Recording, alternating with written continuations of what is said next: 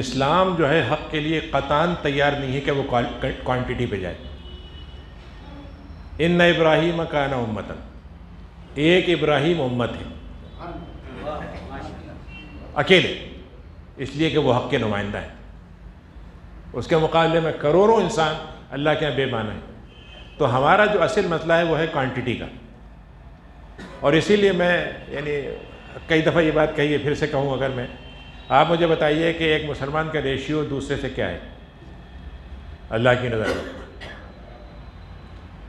ایک اور 10 کا ہے. وہ الگ بات ہے کہ واجب تو 1 اور 2 ہے، لیکن 1 10 کا ہے نا. تو کیوں ہے یہ فرق؟ اس کی سمپل سی بات کیوں سمجھیے. اگر آپ 100 میں سے کتنے ہوں گے؟ 10 حصوں میں 10 حصے کتنے بنیں گے؟ 10 حصے ہے نا. آپ 10% تیار ہیں اور کافر 100% تیار ہے، تو آپ کیسے جیتیں گے؟ آپ کا تو 10% ہے.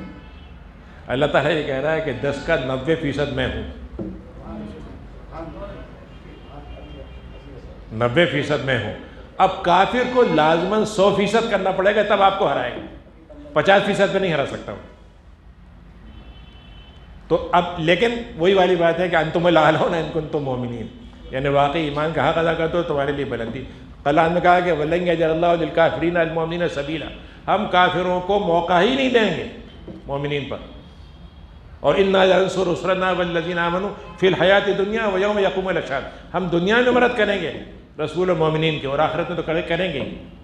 تو کہنے کا میرا مطلب یہ ہے کہ جو ریشیو ہے وہ کوانٹٹی کا ہے، اور اسلام جو چیز چاہتا ہے وہ کوانٹٹی چاہتا ہے، کوالٹی نہیں چاہتا. وہ کوالٹی چاہتا ہے، کوانٹٹی نہیں چاہتا.